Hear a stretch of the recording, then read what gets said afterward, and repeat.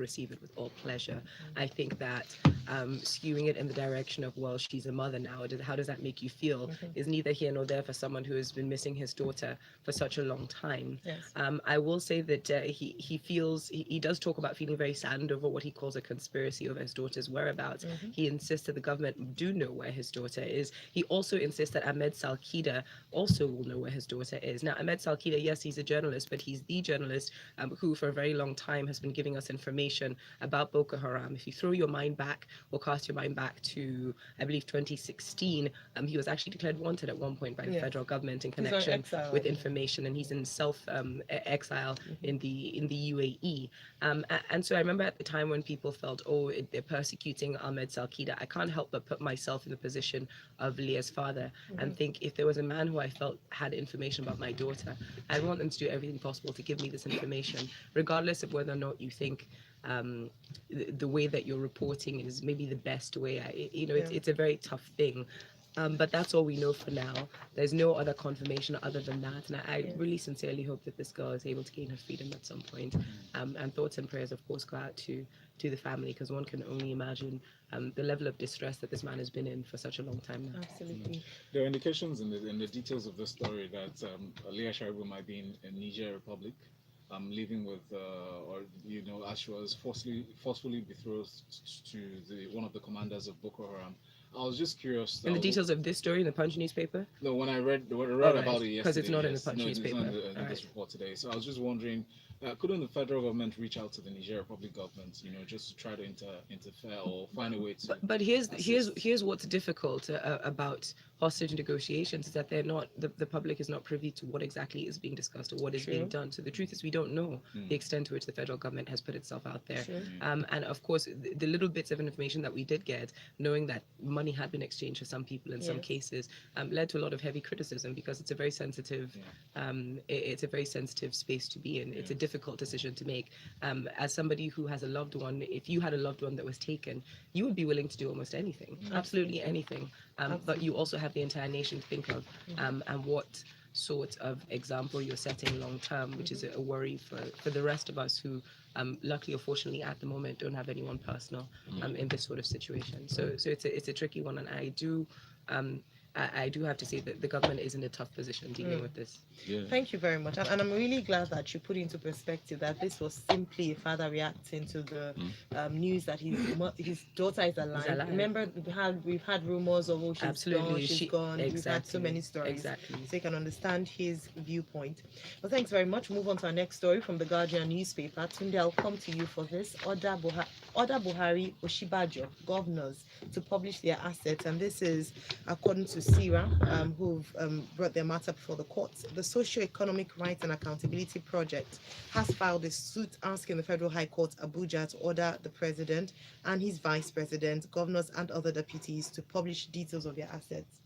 Now, Tunde, the details of the report talks about the fact that they're asking for not just a declaration of the assets to CCB as stipulated in the law, but a public declaration, so letting Nigerians know what their assets in their second term is.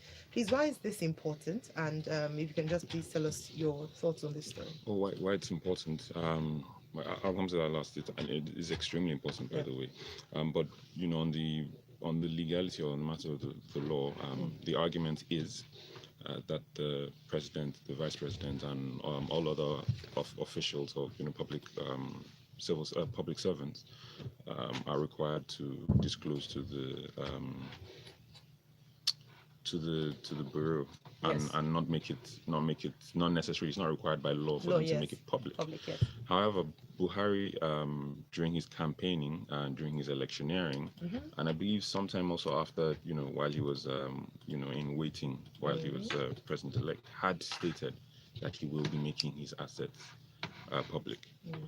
Maybe he was speaking out of turn, maybe his handlers hadn't fallen fully into place, but for whatever reason, he hasn't done that, right? And it's almost like when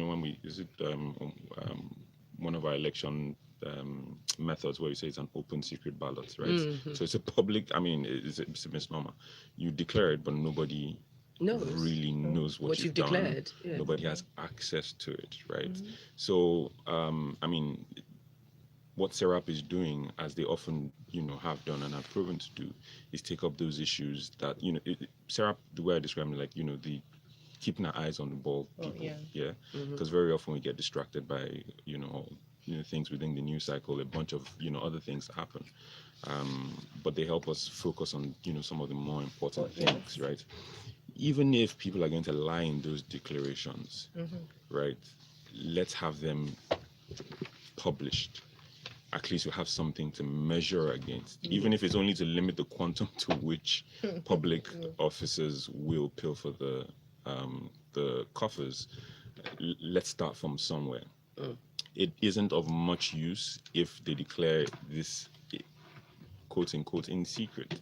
We know it's not in secret, but we don't have access to it. So that's what the suit is about. Let's make this public. Now, I don't know if they're also going to address, because they have made freedom of information requests. They generally have gone unanswered.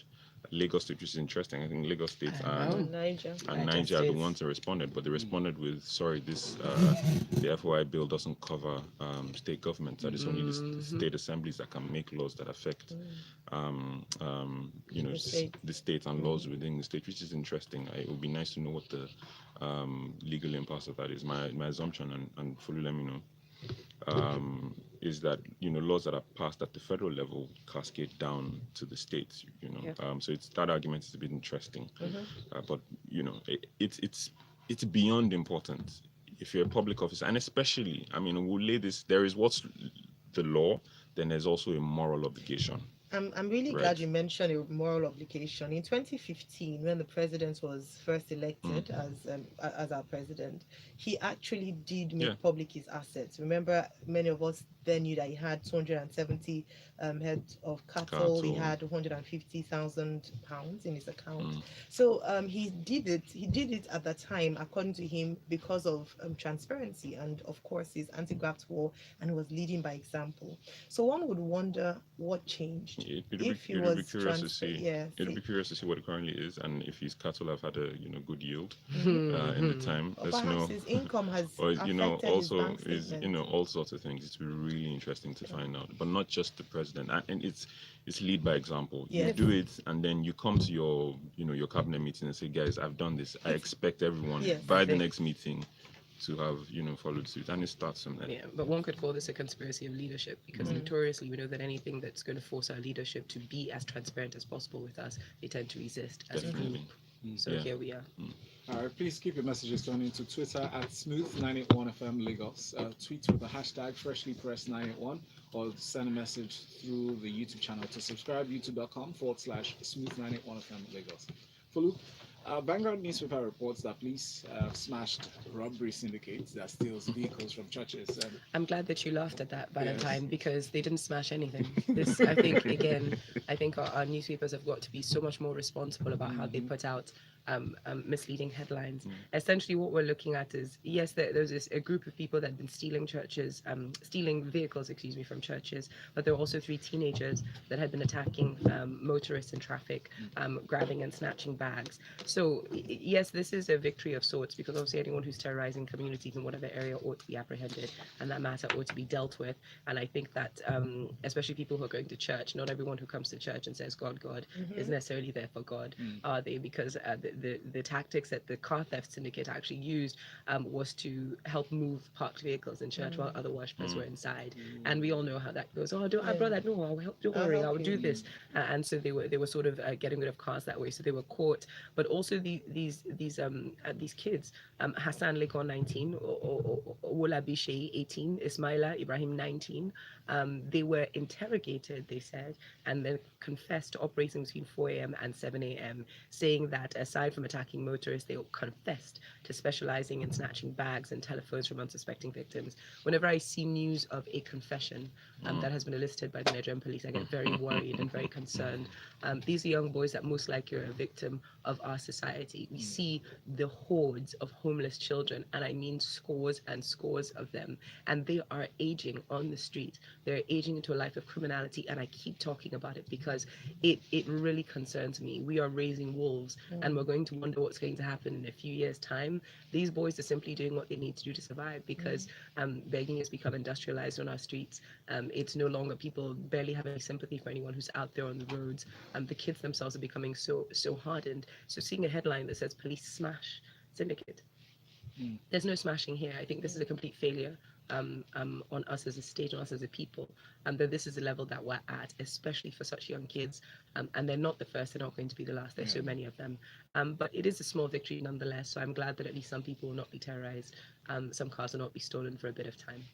Thank you very much. That's a major concern, especially with the age. If you look at it now, it just brings to brings to bear the reality of criminality and how we're lacking in many ways. All right, thank you very much, Folu. Tunde, let me come to you for this one. We move away from crime to health, and that in itself is a crime against Nigerians in terms of the state of the health sector. We move. Premium Times has this headline: FMC, that's the Federal Medical Center in Lokoja, confirms 3 cases of Lassa fever, records 1 death. Now, 1 death recorded. We know that Lassa fever has not just been reported in Kogi State. In other parts of Nigeria, we have had a repeat incident of Lassa fever, and which is quite sad, because one would think that it would have been contained, and we hopefully would, we wouldn't have to see it again. I think Folu, you talked about this last week, about the fact that it's that caused this. So if we can deal with this issue, it shouldn't be a problem. Please take us through the story. So, okay, Lassa fever was discovered in Nigeria. I'm not sure if it was Borno State, but at least it was first identified in Nigeria, and you can see why. So Nigeria seems to be a bit of an epicenter for Lassa fever, and every year, the only surprise now is that we're not in the rains. It's not usually it spikes in the wet season. So that's the only surprise here. But from time to time, if someone were to create it, I'm sure every quarter there is a Lassa fever, story and spike. And you're right, the Lassa fever virus is carried by rodents. So to prevent it, you have to not just maintain good hygiene, but also good personal hygiene and public hygiene. Absolutely. So public hygiene will reduce the number of rodents. But if you look at the areas in which this often spikes, they're areas that are neglected. And remember the poverty figures, that 2/3 of us are living, of the entire nation are living below poverty. There is an interrelation between these things. If you're living below the poverty line, chances are that you're not maintaining the best hygiene possible. Chances are that you're living in squalor generally, and where there's squalor, there are rodents. So you almost cannot unbundle it from the Nigerian condition and the state of things. We just need to lift ourselves up in every, and certain things will just fall away naturally. The living conditions of Nigerians need to change. It's not just about having, and we don't even have enough. It's not about having, healthcare centers and medical centers to deal with these things. But can we deal with things a bit more at the roots? It makes it feel a little hopeless, because it looks like, when are we going to fix all our problems? But this is a hygiene issue. This is a hygiene issue. Now, that said, there's a lot more that can be done. In the past, you can deal with a large part of this with public awareness campaigns. So there used to be a lot more campaigns in the past, in colloquial, in pidgin, in whatever language, in multiple languages, informing and telling people. It'll run before the news, after the news, it'll run on radio, it'll run in different places, just to educate the people. That doesn't happen as much as it used to, and we need to return to that, and hopefully it will have an impact. Thank you for raising that point. We have coronavirus, we have warning alerts. Last week we took a story on the federal government giving an advisory warning on traveling. We know that the Chinese Lunar Year was on Friday, and we do have a number of Chinese expatriates working in Nigeria, many of them who traveled to China for this, and will be returning. And so we need to raise awareness. One agency cannot deal with this level of an outbreak. So we need to ensure that, I would like us to do a test. Ask your security guard, ask the person selling something to you in the market if they've ever heard of Lassa fever, if they know anything about coronavirus. And there you would see just how much work, like you mentioned, we need to do in raising awareness. But just to point out, even beyond the raising awareness, I think the reality is people know they're supposed to keep the environment clean, they just don't. They don't, and sometimes They just don't. Sometimes they can't. And if you don't enforce it, well, I think not dumping refuse in front of your home and in your surroundings. But you know that thing that they say, like studies have been done on why do people litter? If you don't place a receptacle for them to put refuse in within a certain, after a while people start to litter. I know that. So it's one of those things. But even in local communities, you have areas that are generally acceptable as the dumping that's a dump area, true. But people will still dump around their homes. Because again, there's no enforcement, there's no punishment, there's nothing. So yes, awareness I think is important, but I think also the reality that we have become a nation that we don't enforce anything. It's become a culture. Our mindset needs to shift. Like Folu mentioned, you literally see a dustbin, but it's easier for you to throw something else around the corner because it's not in our culture to know how to. No, it's in our culture. It is. It's in our culture. It's just a general. It's a general bad habit. So I was at the airport last Friday, right? I see two bins. You know how they place bins. Side by side, and then there's trash beside the bins. It was right there in front of the man. He just finished with his and just dumped it on the floor and just dropped it. So there definitely is a culture and awareness thing. Final point on this. Let's not forget. Our population is not what it was in the 70s, not what it was in the 80s, where people could live much further away from from dump sites. Now you see people, even if they're shanties, they're living right up to dump sites. Sprawling mass of humanity. All right, let's take messages here on WhatsApp. This one is from Ike. Ike says, Leah Sharibu, the sad story of a girl failed by her country and Christendom. And Prince here says, Buhari said he will make his assets public when he was campaigning for his first time in office, and he's declared them publicly. But he never said anything about publicly declaring in second term. Really, Prince?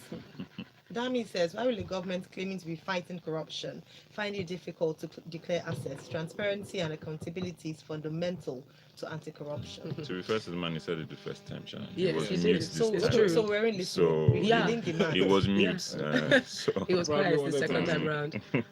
There's some threads you don't want to pull on and unravel the whole tapestry of government. Yinka says Lassa fever has been discovered as far back as 1980, and I wonder how come we're yet to find a vaccine for it, and we have a health ministry. Because it's only affecting us. No, it's Lassa. It's really only affecting us. That's why there isn't a vaccine. We're the epicenter. Interesting. Now, Premium Times reports that Nigerian politician was shot dead, allegedly by own security detail. He was a senatorial candidate during the last election in 2019. First thing I'll say is may his soul rest in peace.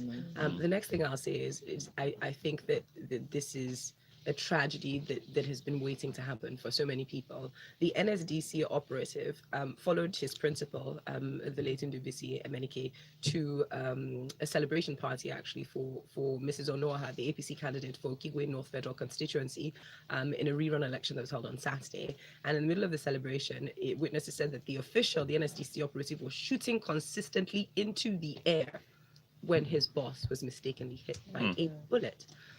We too often in Lagos, in Nigeria, we see this happen where people have security details with them to disperse crowds, to disperse whatever it is, or sometimes really just for show, just for, giggles. They shoot in the air. And every time people warn them or freak out, they look as though it was the big days. No, and now it's happened. Now the man who pays his bread and butter has been killed as a result of this. Now they're saying they're going to look into it. But is this going to stop this behavior? I think that first of all, what is this security operative doing inside a party? I think we've taken things a little bit too far. All the time we see it happen. I've been to a beach event where children were present, where people who were not even invited showed up with security men with guns, and this man shot in the air, and there was a little boy who was so stunned by the ricochet of this bullet that he fell down. And I just thought, this is absolutely reckless. It is reckless, and it's a complete disregard for life. So to everybody out there who does travel with security operatives, whether you're supposed to, whether you're not, that's your business. Understand that your security operatives must not unholster or fire their weapon unless it is absolutely necessary. Absolutely necessary. I think this is an unfortunate loss of life, but I hope it serves as a lesson to everybody who engages in such reckless behavior. I'm glad you speak to the principals who have these security details attached to them.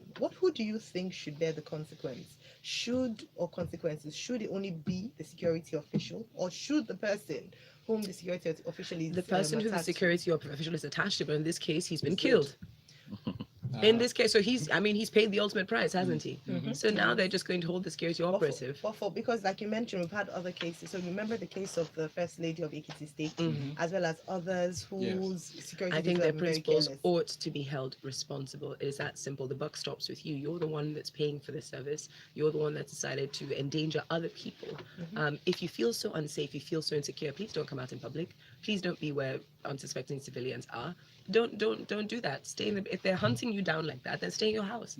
All right, thank you. G4 sends the message on WhatsApp, to this issue. He said, "You see the problem with arming untrained security outfits. See how an NSCDC officer shot the Oga that is guarding in Imo State. It's happened with police officers too. So let's not say it's because it's NSDCC.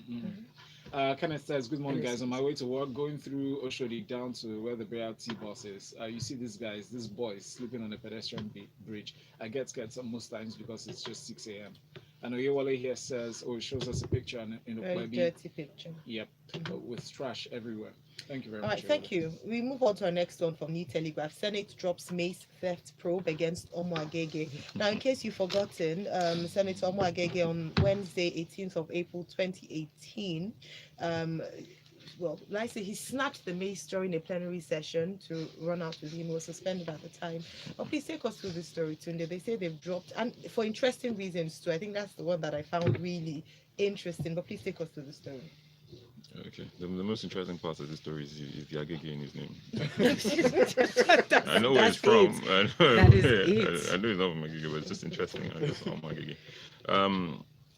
Look, okay, mace was snatched, right? Was a criminal or civil complaint filed? It appears that not. When these things happen, I guess you have the option to report to the police for them to investigate, right? Because you can say a crime was committed there. I don't see any evidence of that. I can't recall that ever happening. So this is more like housekeeping for them.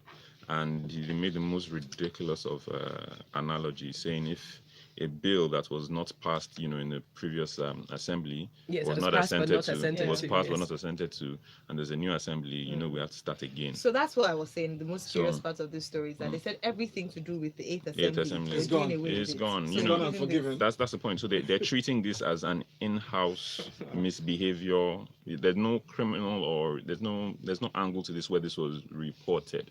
It speaks to a bunch of things. I can't even recall if it was, maybe it was, but it speaks to a bunch of things. It speaks to housekeeping. It speaks to procedures, lay down procedure that if you do this and that, this is the lay down procedure for this. We'll invite the authorities, we'll invite the police to investigate all of those things, so that justice takes, and these are lawmakers, by the way. So justice takes its own course, despite whatever inner caucus or boys club or ladies club you belong to. But doesn't it remind maybe we should also say if you join the APC, you're saying definitely, of course, that's what I was saying about that, and that's what I was alluding to now. Listen, guys, but again, we should count the number of maces that have been snatched. I was going to ask that. What happened to the previous people whose Chuba Academy was exactly, because this is what the House does. It protects itself and its members. They don't care. This doesn't affect the public. Which is why when I saw the story, I just thought, why are we even giving any more publicity to people who just show a complete disregard for us as a public? This is not what work are you supposed to be doing that you're snatching maces? Really? Then tomorrow you guys will wake up and tell us you need to spend how much, 30-something billion to refurbish? So the mace is a symbol of authority. Do you think we should do away with it? Because apparently it's not really... They've snatched something else. Leave them with the mace. It doesn't matter. They'll snatch wigs if there were enough women in there, honestly. So it's not, this has nothing to do with the mace. I think it's just reckless behavior of people who really don't respect us very much, to be honest. Well, you just say they'll snatch wigs? They would snatch wigs if there were enough of them. Today, let's go through this story. Premium Times reports that the CBN governor, Central Bank of Nigeria governor, Mr. Godwin Emefiele, has again ruled out the possibility of a naira devaluation. There are a lot of sentiments that have been expressed by experts regarding the economy of the country, touting maybe a possible inflation, but he says all is well. Is it really well? All is well. It's very hard to think about the central bank, think about Emefiele, and not think about the level of independence or otherwise that he enjoys, because very often you wonder if these statements and his positions are born out of sound economics and the reality, or he's towing a party line in a sense, and he shouldn't be, because he's not part of party in that sense, at least. We hope not, anyway. So, okay, let's say one thing. Nigeria has been if you look at, and Emefiele too, well, Emefiele has been central bank governor, has been successful at keeping many of us believed it would have been impossible to, but we know how and why anyway, and I'll come to that. Has been successful, at least in their view, in keeping the currency stable, to the extent and point that other African countries, this is, firsthand that I know, other African countries had looked at the Nigerian model and said, okay, how did Nigeria manage, in terms of uncertainty and economic instability. Angola, for instance, was going through their own currency crisis in 2018, and they were looking at what Nigeria did.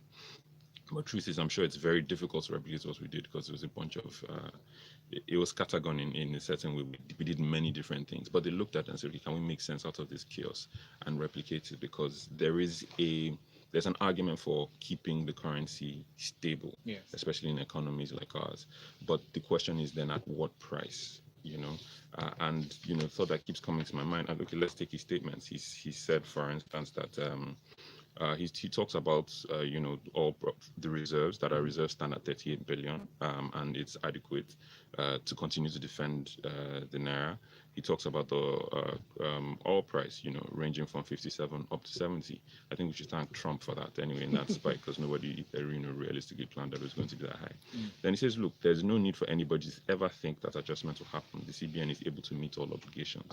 So we should spend, and when I say so, we should continue to eat our future today, bottom line, right? We should spend our reserves and whatever budgeting upsides in the price of oil that we make to defend the price of naira, right? As opposed to spending that excess on infrastructure and things that we need, right? But almost a stubborn desire and need to hold the currency stable at a rate and pay the difference, and have the other 5 or so other rates that we have. You wonder whether it's sustainable, right? That's the key thing. So he can say what he's saying now, but in the end, the economics would ultimately catch up with us, and we'll see. All right. Thank you very much. Inka says, after the Senate President will come out to say there are no rubber stamps, or there is not a rubber stamp National Assembly. But guys, wait. Were we expecting them to follow through on such complaints against the Deputy Senate President? No. Who's in APC? He asked. Let's talk about the story. New Telegraph says that the Middle Belt Forum yesterday made a strong case for the creation of a new security network that's similar to the Operation Amotekun. Okay, just talk about it quickly. Middle Belt zone, looking at Plateau, Benue, Nasarawa, Kwara, Kogi, and Niger. Of course, they've been dealing with a lot of horrifying activities of terrorists for a while now, and they're saying that this regionalization of security outfits would make sense for them, especially. Now, the real worry ordinarily is that if you still cannot account for what you've used your security votes for, if we still don't know exactly how you're implementing the resources that you do have, why should people allow you to create an alternative security outfit? You've already got the police, you've already got the NSCDC, as we've seen somebody shot somebody. You've got your private, security guys that roll around. Why do you need this? Also, just to round it up, I know that something very interesting was said by Pastor Tunde Okufi, who was the presidential running mate of President Muhammad Buhari in 2011, and he said, the proponents of Amotekun, particularly in the south, justify the move by referencing the Sharia or Hisbah as a northern version of regional policing, which is true. We hear that a lot. And the opponents, on the other hand, particularly from the north, express fears of possible regional political motivations, and these are clear indications that the issues we swept under the carpet in the past decades are still staring us in the face. We cannot continue to hide under the umbrella of one finger. We've got to address the underlying issues of nationhood and reset Nigeria on a path to predictable progress. Absolutely. And that's the truth, is that yes, there is a clear argument for regional policing. Perhaps we move the way that our police currently function so that boys who are from that area can serve in that area. They will know, and you can't deny the rationality of that. You can't deny the intelligence of that. But it's this underlying fear, these nationhood issues that we've refused to deal with, we've refused to tackle, that continue to haunt us and keep us in a place that is very far from the progress that we as a citizenry deserve at this point. All right. Thank you so very much. much, Folu. Thanks a lot too, Tunde. Thank you. At Big Coast on Twitter, at Folu Storms on Twitter. We can continue the conversation there. Please use the hashtag FreshlyPressed981 so we can track your messages. In a few minutes, we'll have Tega join us for sports in the locker room 981. Nice. Yeah, that was my New Year's Day beach. Nice. Yeah. Oh, beach. Remember Yeah, beach? yeah, yeah. That's the last time I